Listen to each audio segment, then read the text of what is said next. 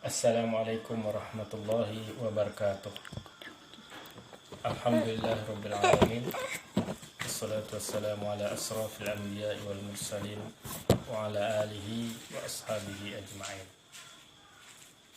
Subhanaka la ilma lana illa ma 'allamtana innaka antal alimul hakim. Anak-anak semua yang dimuliakan oleh Allah, mudah-mudahan kita selalu dipelihara dari berbagai macam bara bahaya. Pada pertemuan kita hari ini kita membahas tentang udhiyah, tentang kurban.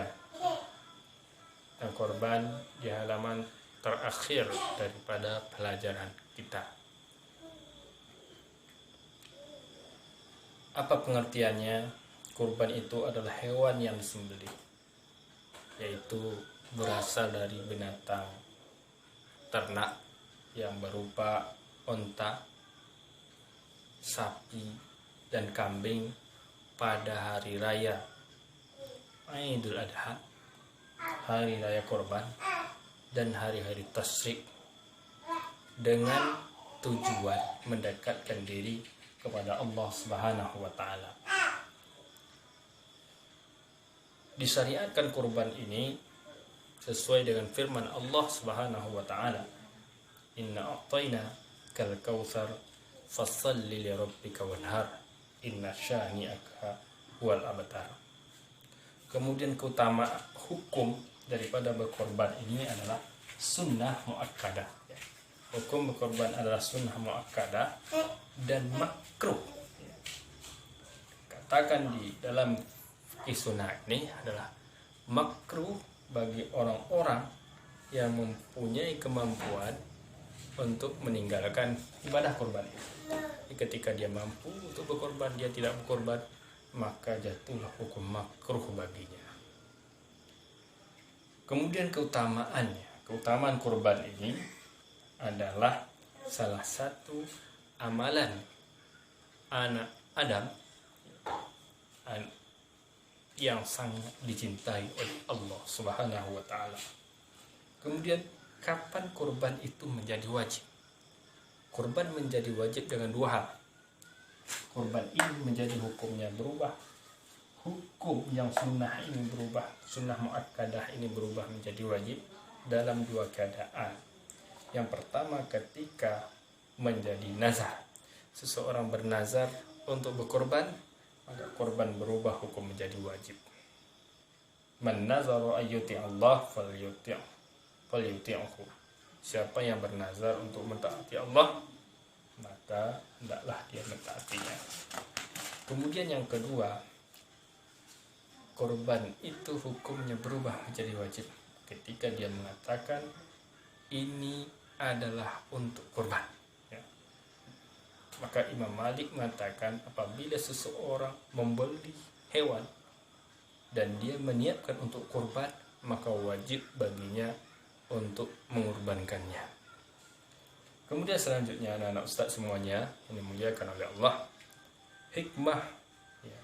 hikmah kurban ini adalah untuk menghidupkan syariat,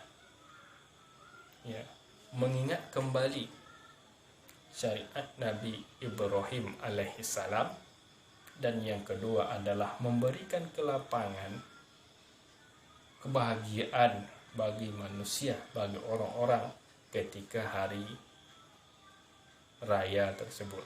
Karena Rasul katakan sesungguhnya hari raya Idul Adha itu ada hari raya makan, minum, dan mengingat Allah Subhanahu wa Ta'ala. Kemudian apa hewan yang boleh dikorban? Apa hewan yang boleh dikorbankan? Hewan yang boleh dikorbankan hanyalah onta. Yang kedua adalah sapi dan sejenisnya. Dan yang ketiga adalah kambing dan sejenis kambing.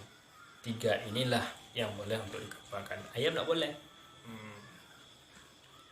Ayam tidak boleh dikorbankan. Onta, sapi, dan kambing. Kemudian, kapan hewan itu tidak boleh jadikan hewan kurban? Hewan dan syarat untuk korban itu dia harus selamat. Ya, saat korban itu dia harus terhindar dari aib. Apa itu aibnya? Yaitu yang pertama yaitu sakit. Ya, kalau sudah jelas dia sakit, dia tidak boleh menjadi korban, jadikan korban. Atau dia buta matanya, udah jelas dia buta, jelas butanya, tidak boleh jadikan korban. Atau pincang, sudah jelas dia pincang, maka hewan ini tidak boleh jadikan korban. Atau kurus sekali, ya, kurus sekali, maka nampak kurus sehingga sumsumnya tidak lagi berisi, maka ketika itu tidak dibolehkan hewan ini menjadi kurban. Kemudian kapan waktu berkorban? Waktu berkorban ini adalah setelah sholat Hari Raya Idul Adha dan hari-hari tasyrik 11, 12, 13 bulan Zulhijjah. Anak-anak Ustaz semuanya dimuliakan oleh Allah Subhanahu wa taala.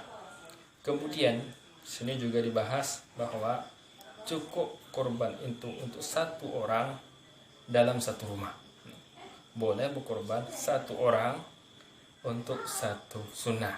Itu sunnah kifayah.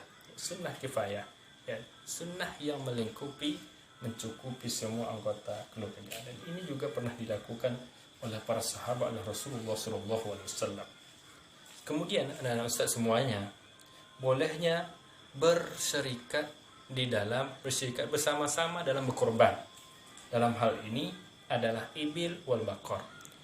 Dalam onta dengan sapi boleh, ya, yaitu 7 orang, ya, yang mana semuanya berniat untuk berkorban dan mendekatkan diri kepada Allah. Jadi boleh kita berserikat, ya, semuanya sama tujuannya, sama niatnya, yaitu untuk berkorban dan untuk mendekatkan diri kepada Allah Subhanahu wa taala.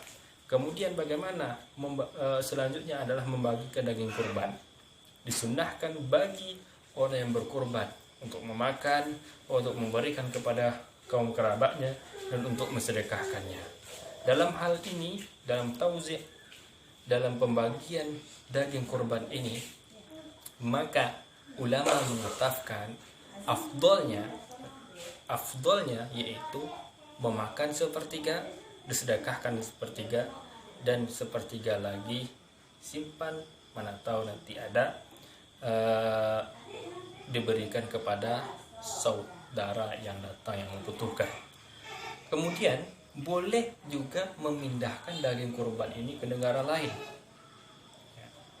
Misalnya di negara kita sudah banyak daging kurban, kita pindahkan daging kurban misalnya ke daerah-daerah yang sangat membutuhkan hewan kurban.